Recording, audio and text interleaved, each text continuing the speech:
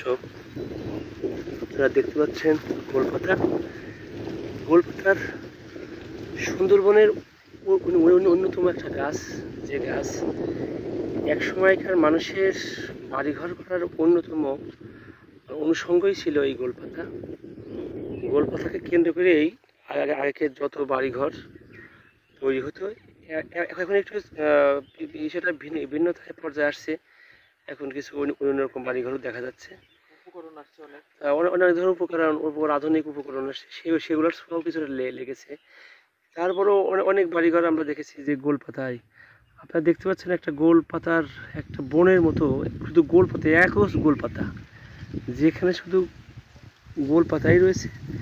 এবং গোলপাতার গোল শব্দটা যে কোন শব্দ থেকে এসেছে আমরা জানি না, কিন্তু পাতাগুলো নারিকেল গাছের পাতার মতো।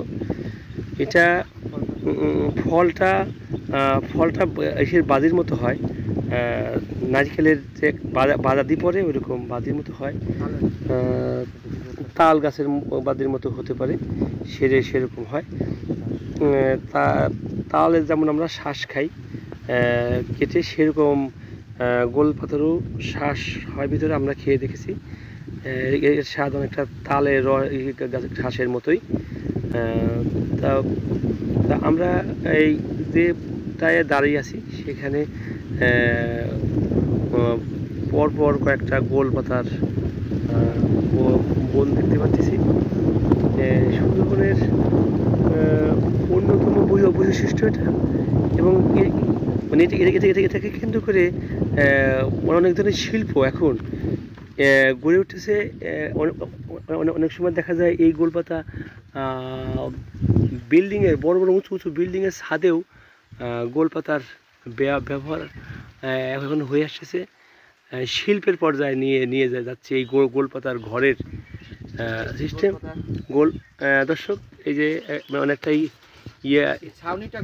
ছাউনির গোলপাতা আর কাঠের ব্যবহার সুন্দরবনের পাশে একটা কটেজ গড়ে উঠতেছে। এখানেও গোলপাতার ব্যবহার খুব সুন্দরভাবে, আপনারা দেখেন কত সুবিন্যস্তভাবে দেখেন গোলপাতার দিয়ে ঘর তৈরি করছে, যা মনোমুগ্ধকর লাগছে আমাদের কাছে। দর্শক, আপনাদের দেখাচ্ছি, দেখেন গোলপাতার কত সুবিন্যস্তভাবে এরা সেট করছে। এবং এটা বৃষ্টির পানি মোটামুটি যে পর্যায়ে রেখে দিলে বৃষ্টির পানি একেবারেই পড়বে না, সেই পর্যায়ে রেখেই সেই অ্যাঙ্গেল করে এই ঘরটা করা। এবং এটা বহুদিন পর্যন্ত বৃষ্টি সহিষ্ণু মানে একটা গাছ, সেই কারণেই এটাকে সর্বোচ্চ ব্যবহার করা হয়। গোলপাতা মূলত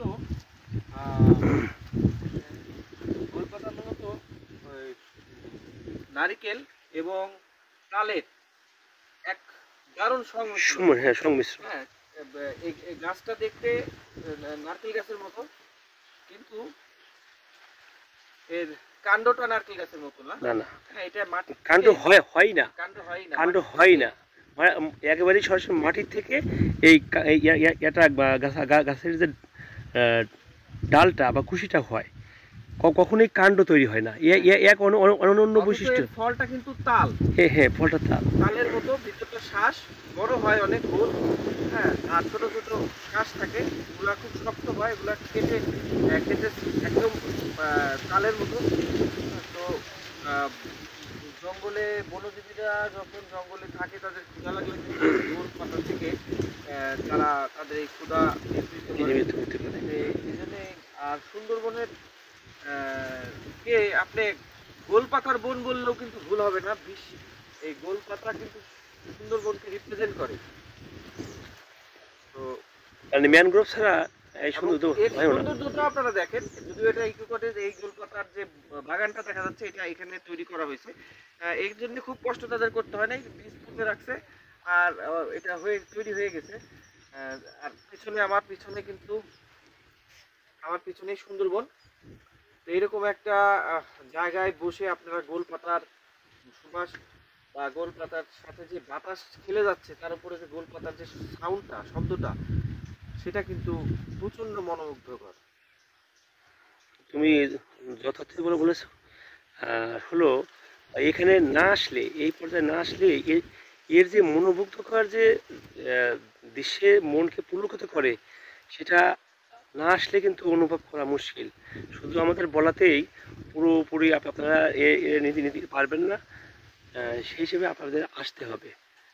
দর্শক, সেই পর্যন্ত আপনারা ভালো থাকবেন, সুস্থ থাকবেন এবং অবশ্যই সুন্দরবনের সৌন্দর্য উপভোগ করতে আসবেন, সেটা প্রত্যাশা করি। সে পর্যন্ত ভালো থাকবেন।